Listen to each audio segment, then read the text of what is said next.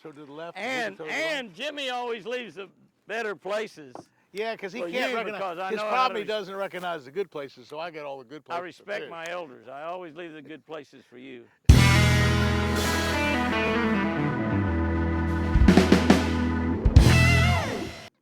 There's one. You got one? Big one? Spinnerbait. Yeah, swim bait. How big are you going? We've been throwing those frogs around there, and I picked up a spinnerbait and throwed it out there second throw. Second throw on a red man. A red man. I got a red man. Ah, second throw on a red man. I might have to Roland and I are fishing in South Louisiana.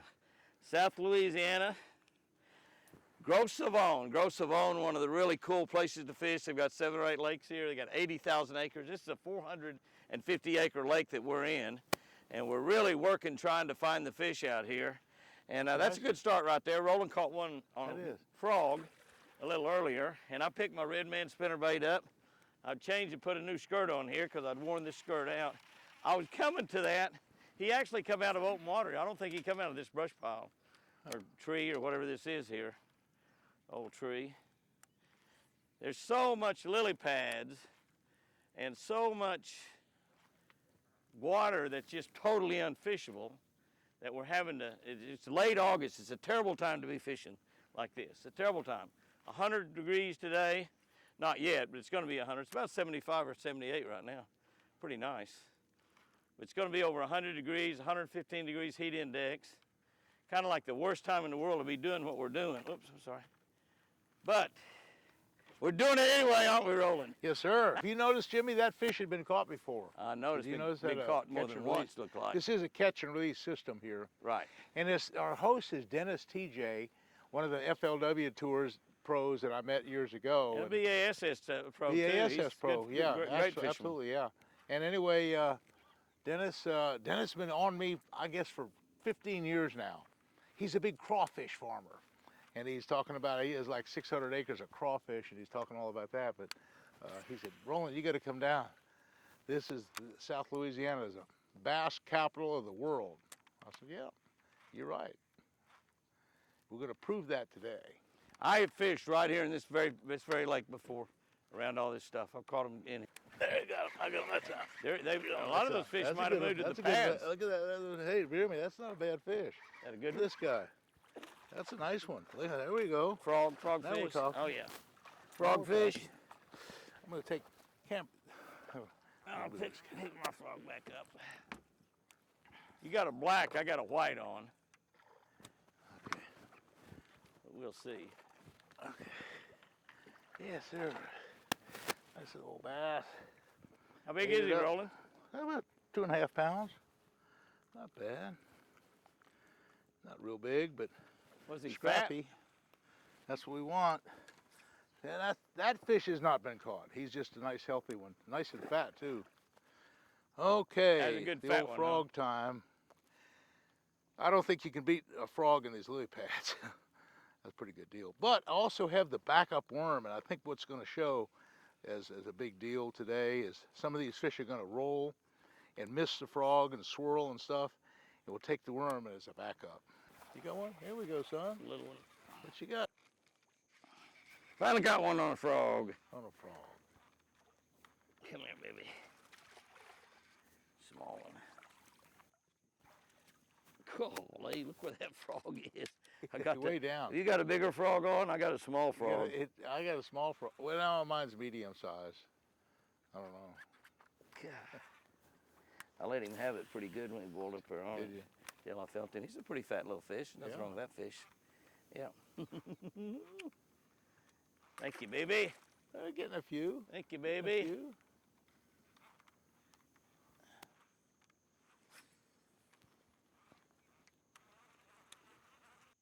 Getting a few. There's one. I got one. That frog's going to be the ticket fill, I think. I got one. I picked that spinnerbait up. Second throw, I got one. I got one. I got one on spinnerbait, too. I got one. You got one on spinnerbait? Yeah, I throw my spinnerbait way out there and caught one. We got a double. I got a pretty small good one. Huh? Mine's bigger than yours. Oh, I don't know. Huh? Mine's pretty good. You get to count moss? Huh? You get to count moss and everything? Let's see. Oh, yeah, mine's see bigger how big than it that. is. Oh, did you have one, Jimmy? Yeah, I turned him loose right here at the boat. It's about a pound larger than that one. Red man spinnerbait. Oh, son. That was good. He A did it. double. I usually tell him when he loses them like that, he loses a lot of fish anyhow. I didn't lose him. And I when turned him lose loose. when he loses them, I said, I didn't see that fish. Did you have one on? I didn't lose him. I didn't lose him. I got him up to the boat and turned him loose. I don't think you ever had a fish. Look at this dragonfly on my rod. Oh, yeah. Look at this, Roland. Yeah. Look at there. We got a buddy. See him? Yeah. See him there? You got something? A friend. Well, he slacked the heck out of that thing.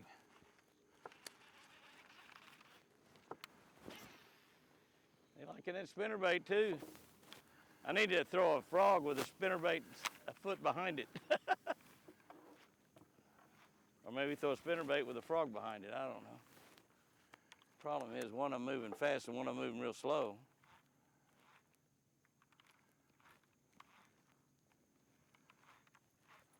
Oh, another one, another one, another one.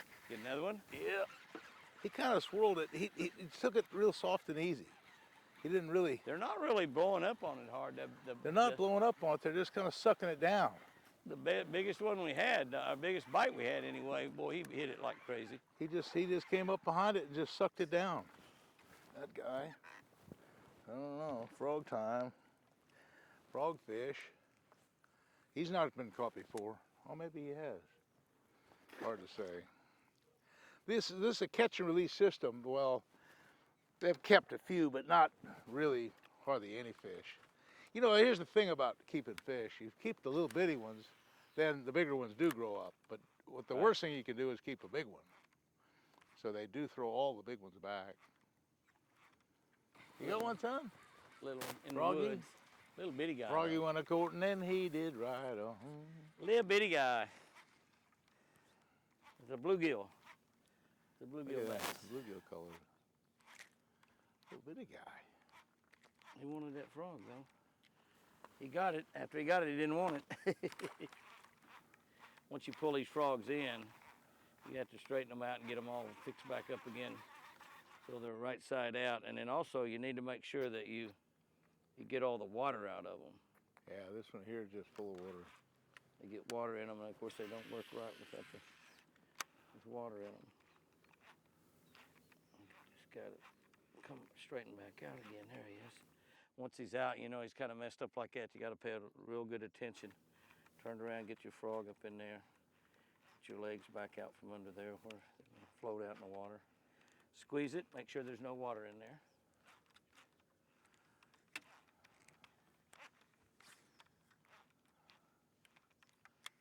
One thing about that braided line, you set the hook and you go to cast, you got to stop in there. One thing I like to do is on any of these frogs, I like to bend the hooks out a little teeny bit. Yeah, I've bent these out. Just a tad. I've bent these out before I ever made a throw. Just about an eighth, so that instead of being against the body of the frog, they're slightly about upward. 1/16 of an inch out.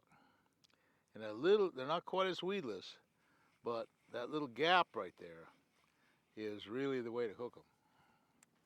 Makes a huge difference. It makes a big difference sometimes. They're not as weedless and they get somewhat caught up, but this isn't too big a deal. We'll get it there. And I retie the line. I'm using 50-pound braid right now, which is a good size line. I don't like to use light line for frogging. In fact, all the guys, Ish Monroe and all the guys, mostly use at least 50 and a lot of times 65 for most of the frog fishing, even in open water. It's just where you can set the hook better and everything else. So I think it's more important for the hook set than it is the pure strength. I like it back here in this seat. This is where I want to fish. I like it. You let Jimmy fight with the trolling motor. I'm making nice long casts and everything's working out fine. I'm up here working my butt off. Letting him do all the work. Trying to find you a fish. Let him work. There's the thing about this. There's a normal riverbank. Jimmy would have a huge advantage because he'd be up front and getting the first cast. But here, it's just you could throw every which way. I can throw to the left. And Jimmy always leaves the better places. Yeah, because he For can't you, recognize. because I His know how to probably res- doesn't recognize the good places, so I get all the good I places. to respect fish. my elders. I always leave the good places for you. My daddy told me to always respect my elders, and by golly, I do. I have very few people I have to respect anymore. I asked him, I said, Jimmy, why'd you leave that really good spot? He says, I didn't know it was a good spot. Yeah, you got one on. I got him. We're in them. Get him out of here. We're in them. I'm going to have to go to You heavier got to keep line. him up on top. Can't let him get down underneath it. Jimmy, when you can. That's the way to do it. When you can in a minute, I'm going to run the trolling motor and get that. I'm hung up on a deal. Okay. And I'm going to get over there. That's a nice chunk right there. That's the best one we good, caught. That's a good chunky one. That's a good fish right there. I had a good one to hit. Yeah. There's a whole bunch of fish here. Well, he ate it too. He had it way down in his throat. Beautiful bass right there. Beautiful Cajun bass. This is where you need the That's a 65-pound braid. That's I'm going a to put fatty the right there. He's been 65-pound eating a lot braid of on. crawdads. Yeah, we need maybe 80-pound braid. See these stems, like this stem right here, you can't pull that thing loose. No.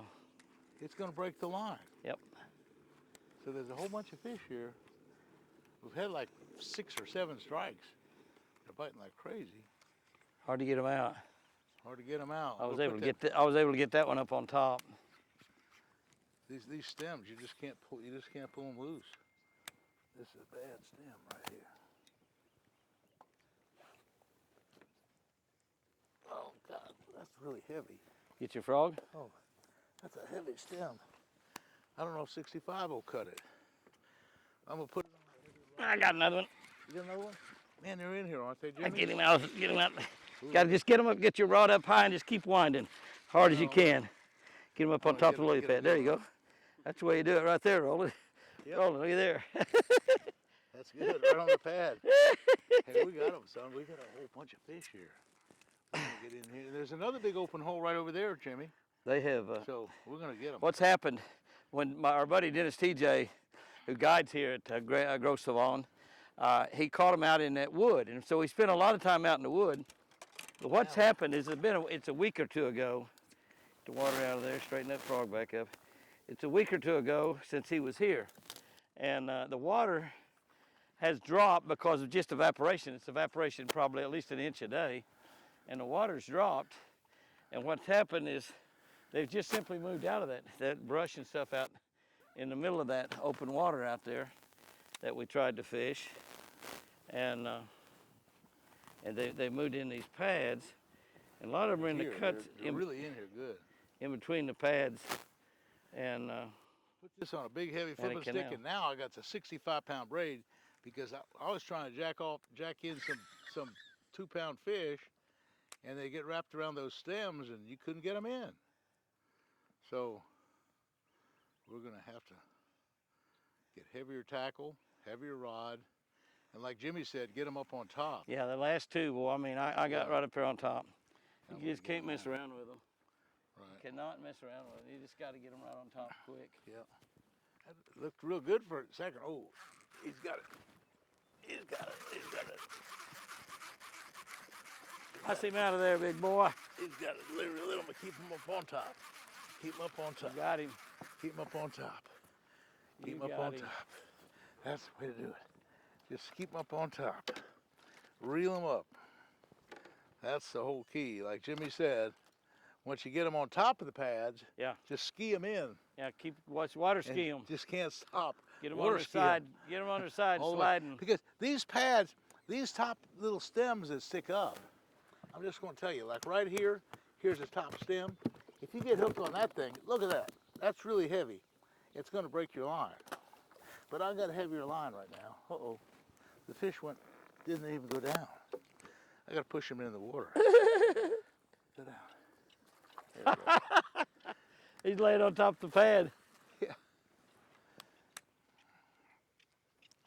Gros Savon is a unique place to come to. It's a great destination. There's a lot of things you can do here. The food is incredible. The lodge is just absolutely wonderful. And it's sort of at the end of the world. It's sort of the end of Louisiana.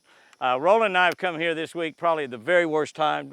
Heat index is up around 110 to 115 every day we're here. but we're still catching a lot of fish, and also the lakes are low right now because of the drought this year. But there's lots to do, you know. They pretty much have quit fishing in the last couple of weeks, except for saltwater. You can fish for redfish, speckled trout, catch a lot of those, a lot of big reds, a lot of speckled trout, a lot of drum. So you got your saltwater fishing right here that they do also, as well as a lot of bass fishing. Some of these lakes, they've got 7 or 8, 9 different lakes, and some of them are just absolutely loaded with crappie. Sometimes you can sit in a spot.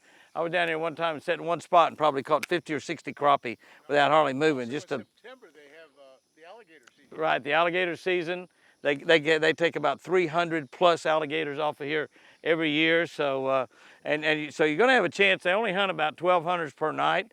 So if you can get in on an alligator hunt, it's good. Teal season begins in September. Obviously, South Louisiana, famous for lots and lots of ducks. So it's just a wonderful place. Probably the very worst time to come to fishing is probably about right now.